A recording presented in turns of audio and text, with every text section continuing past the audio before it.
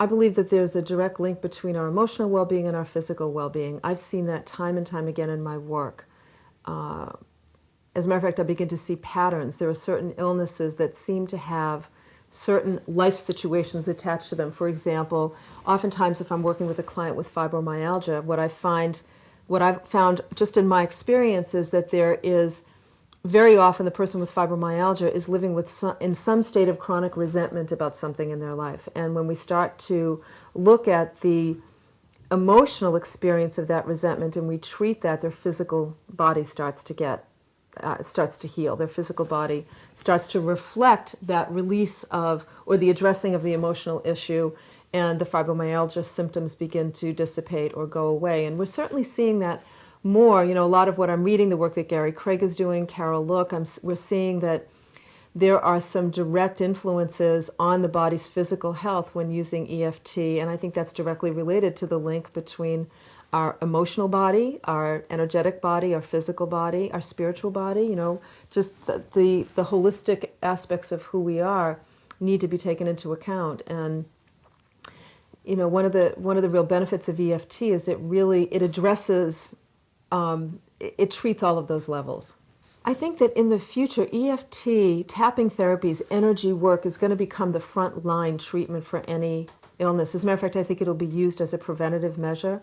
But along with those of us who have been using it a long time recognize the real benefits of, you know, tapping every day on a particular issue, or using tapping as a way to keep your health robust. So I think that those of us who use EFT, and as it becomes more well known, it really will be used first and foremost as a preventative measure. You know, if you're trying to lose weight, you'll use the tapping every day to support you in maintaining balance in the body and making healthy food choices. Or if you have a history of illness in your family and you find yourself nervous about getting that illness, you'll use EFT to treat some of that anxiety and fear.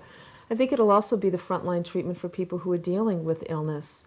Or it'll be part of the protocol of dealing with illness, that we won't just treat the physical body, but we'll treat the energetic body as well. And I certainly hope that it'll be used in schools with children. I think that that's a really wonderful, there's such a wonderful opportunity there, teaching children how to use EFT. And even more important, as I often say to audiences, teaching adults, because the adults in our lives are the ones that influence the children. And the more we can teach this technique to adults and really help them to overcome their fears and their concerns and the blocks that they have about living a great life, the more they're going to pass on those techniques. And I've used EFT with children before. It's wonderful for nightmares and you know, anxiety that kids have going to school. I remember one time my husband Michael used the technique with a good friend of ours whose daughter had to go through an invasive medical procedure. And it was really traumatic. And he taught her, the mother, the tapping technique, and she used it while they were in the hospital. And the doctors, as well as the nurses and the mother, were amazed at how this young child just sailed through the test when normally it was a very upsetting and traumatic experience. So I also see a wonderful opportunity for using EFT in hospital settings, pre and post surgery, with chemotherapy treatments, and you know, so that we're not only helping people to be more relaxed emotionally when they're dealing with these difficult kinds of things, but also helping to speed up the healing of the body. Is there resistance to EFT and energy psychology? Absolutely. There's resistance to anything new. That's just a normal part of the process. There's resistance from the medical community. There'll be resistance from the scientific community. There'll be resistance from certain therapeutic organizations or, you know, therapists. But the reality is that EFT works, and anything that helps to heal people in some way, shape, or form will eventually become more well known. And you know, when I'm met with resistance, if people say to me, "Oh, I think that's crazy. I don't, you know, that's not going to work for me," I say, "Okay."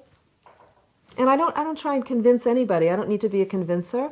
I believe that when people are ready, or if people are, you know, you want to look for people that are open, and so any pioneering effort will be met with resistance. That's just the name of the game. And my reaction to that is, you know what, if you're suffering in some way, what have you got to lose? Just give it a shot and see what happens.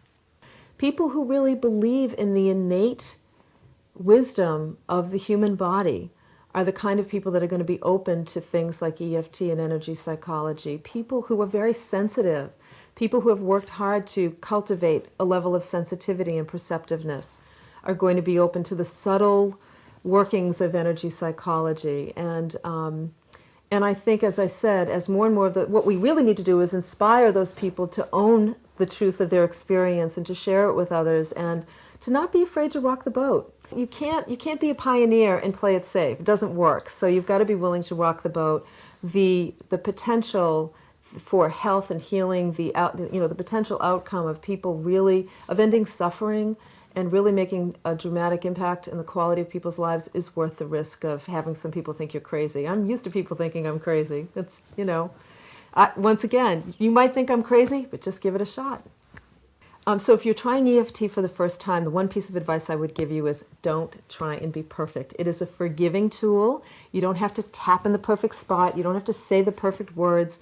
If you're just trying it in the beginning, just allow yourself to just go through the protocol and see what happens. Notice how you feel in your body and be willing to experiment. The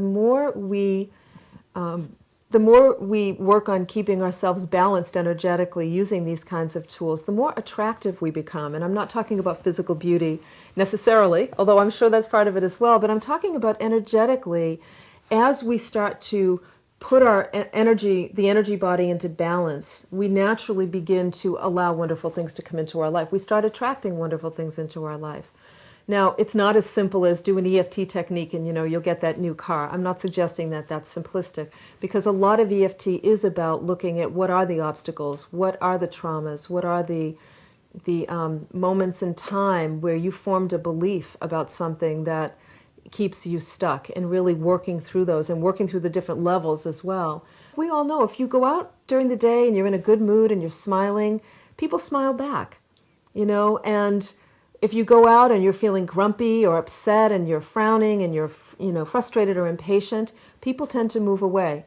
We all know that. So that's just a wonderful little example of how keeping your energy clear, balancing your energy really allows you to draw better things into your life.